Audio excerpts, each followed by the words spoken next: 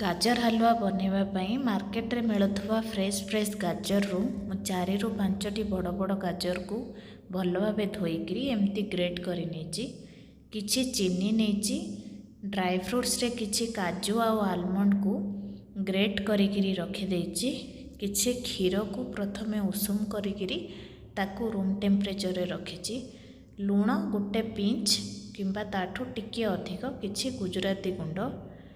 घी नहीं मु देसी घी ये यूज करी आपण मान पाखे देसी घी आवेलेबल नथिले आपण अमूल घी भी यूज करें किछि मिल्क पाउडर नहीं कहीं मोर पाखे मिल्क मेड आवेलेबल नथिला आपण माने मिल्क मेड नहीं पारे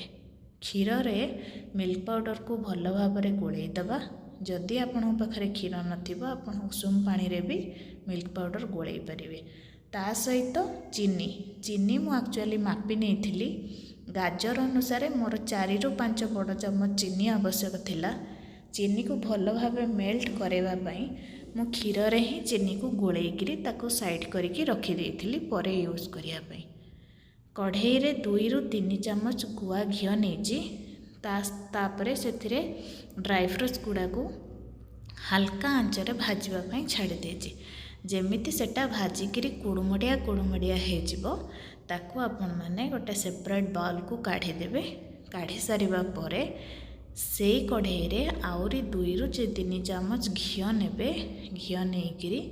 सेतिरे आपण ग्रेट करिकी रखिथिबा गाजर को पकई देबे गाजर को पकई सारला परे ताकू हल्का आंचरे 4 ରୁ 5 मिनिट पर्यंत भाजिबा को छाड़ी देबे भाजिबा समय रे आपण मानको जदि लागिबो तळे लागी जाउची कहीं नॉनस्टिक पैन ने आपण जदि करुथिबे तळे लागिबार चांसेस बहुत कम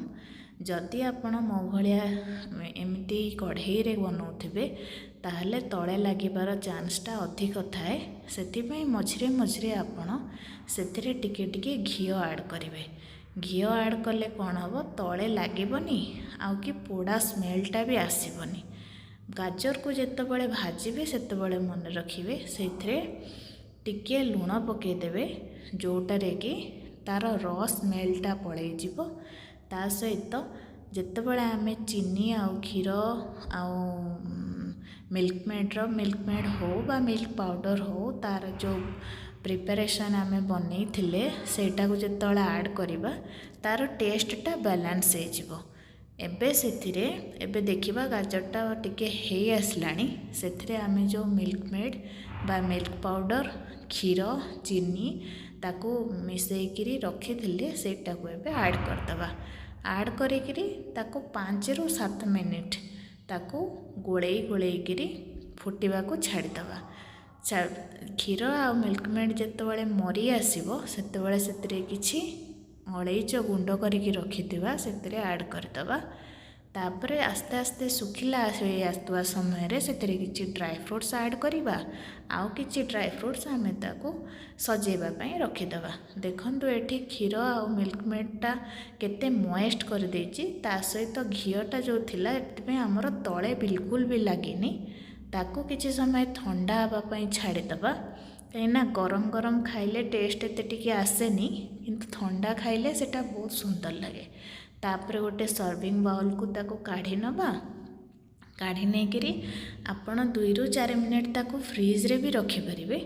जदि आपण फ्रीज रे न रखिबे ताहले किछि समय पई ताको रूम टेम्परेचर रे रखिदेवे रखिदेकिरी ता ऊपर टिके आमे सजेबा पई टिके ड्राई फ्रूट्स जो आमे भाजिकी रखिथिले ताको पकई दबा पकई देकिरी ताको आपण खाइबा आपण माने भी टेस्ट करंतु आ कमेंट सेक्शन ने कमेंट